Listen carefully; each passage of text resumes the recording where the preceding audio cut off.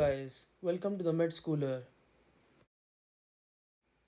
And today we are going to talk about larynx. It is also called as voice box. It is an organ located in our anterior neck. It is very important for respiration and phonation. Focusing on the respiratory layer of cervical viscera, this contains the larynx and trachea that routes air to the lungs and gives everyone their own unique voice. So let's talk about the anatomy of larynx, which is responsible for phonation and breathing. Now let's see the general features of larynx. The larynx is located in the anterior neck at the level of bodies of the C3 to C6 vertebrae and connects the inferior part of the pharynx with the trachea. It also contains the vocal cords or vocal folds. It is responsible for the voice production. Here, the larynx takes the median place in the cervical region, below the hyoid bone connected by thyroid membrane. On the right in this picture, we could see the thyroid membrane. Let's talk more about the structures accompanying the larynx. Anteriorly, it is covered by infrahyoid muscles and the fascia covering in it. So this picture depicts the muscles covering the larynx. So these are thyroidus, sternothyroid and sternohyoid muscles. So these three muscles along with the capsule surrounding them encloses the larynx anteriorly. So secondly, we can find laterally the neurovascular bundles consisting of nervus vagus, common carotid artery, and thyroid lobes are also located. Second diagram, we could find that laterally we have thyroid gland located, and also we have the neurovascular bundles located laterally. Let's see what happens posteriorly. Posteriorly, the laryngeal part of the pharynx. So the larynx opens into the laryngeal part of the pharynx as larynx open into pharynx as it goes further and then into trachea. Now let's see about the parts in which the laryngeal cavity can be differed. It has three sections. Above vestibule, it is supraglottic part. This is above the vestibule, the supraglottic part. Between the vestibular and vocal folds. Between the vestibular and vocal fold, this is the glottic part or sinus or ventricle of glottis, and below the glottic or below the vestibule is the infraglottic part. So according to it, we have three sections: the supraglottis, glottis, and subglottis. So this same structure is shown in this picture in the sagittal view. In the sagittal view, we could find the vestibulum laryngeus just below the epiglottis. We have ventriculus laryngeus, also known as ventricle of Morgangui, and cavum infraglottidis. So this vestibulum, along with the ventricles, helps in voice formation, and along with they also assist in regulation of intra-abdominal and intrathoracic pressure.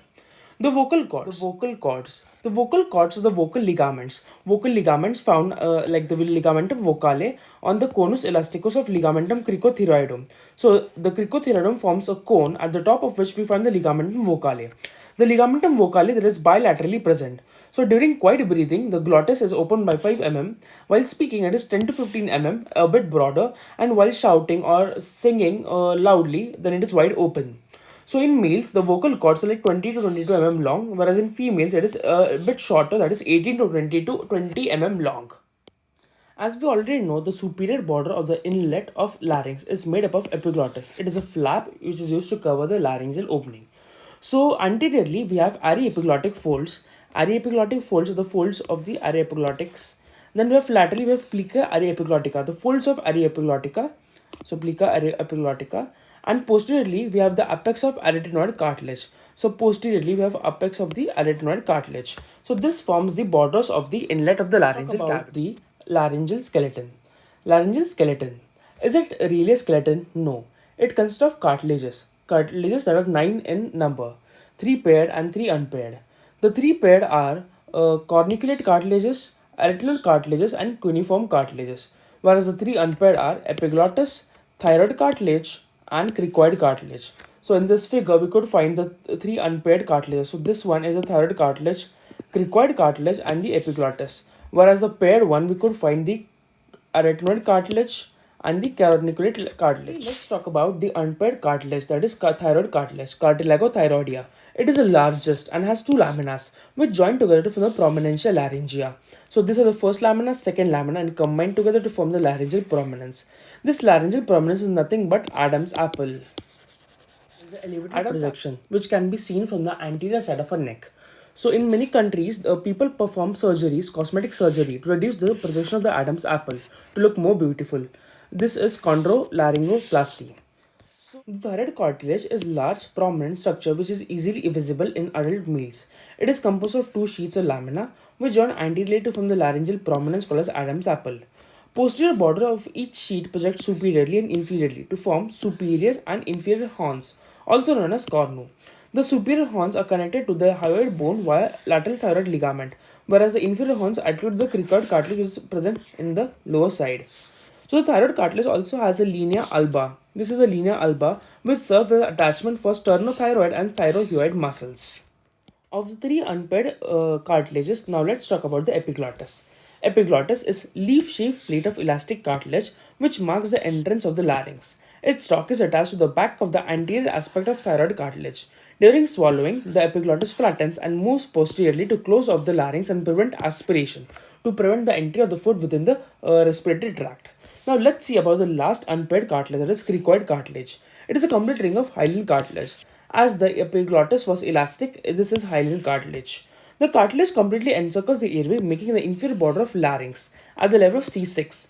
It articulates the paired arytenoid cartilages posteriorly. So the cricoid cartilage encircles completely the airway, and posterior side we have the arytenoid cartilages. Now let's talk about the paired ones. The first one is arytenoid cartilage. Arytenoid cartilages are pyramidal shaped structures that sit on the cricoid cartilage posteriorly. Consist of apex, base, three sides, and two processes. It provides an attachment and point for various key structures in the larynx. So this is the cricoid cartilage, and this is the posterior end, and above the posterior end we have the arytenoid cartilage. What is the purple structure on the arytenoid cartilage? This is nothing but the other paired cartilage, that is corniculate cartilage. Corniculate cartilages are minor cartilaginous structures that articulate the apices of the arytenoid cartilage.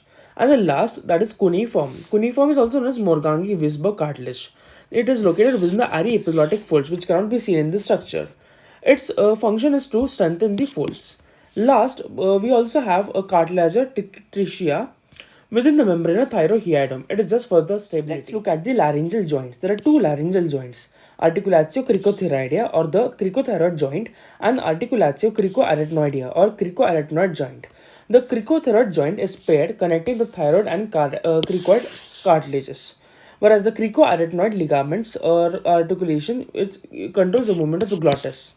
Articulatio cricoarytenoidea is paired. Movements around the vertical turns of the arytenoid cartilage inwards and outwards.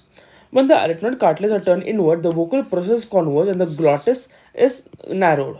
So it controls the opening and closing of the glottis. Lastly, let's look at the musculature of the larynx. There are 8 laryngeal muscles which are divided into 4 groups. Muscles moving the epiglottis down, muscles stretching the vocal cords, muscle expanding the larynx, and muscle constricting the larynx. So firstly, muscles moving the epiglottis down. Muscles required for the movement of the epiglottis. These are aryepiglottic and thyroepiglottic. So in this picture, we could find the aryepiglottic folds. These are the aryepiglottic muscles. And the thyroepiglottic muscles is used for connection of the epiglottis with the thyroid cartilage. So these are moving the epiglottis downwards. Muscles stretching the vocal cords. Stretching of vocal cords is done by musculus icciothyroid and musculus vocalis.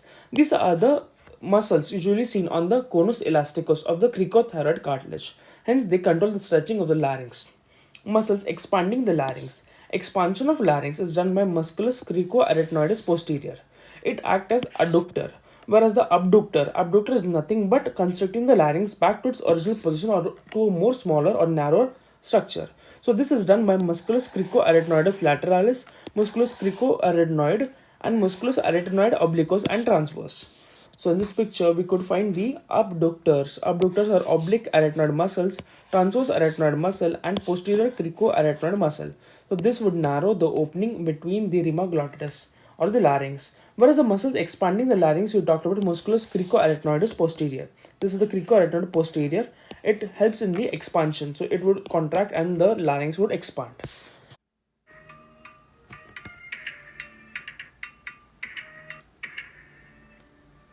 Thank you for watching.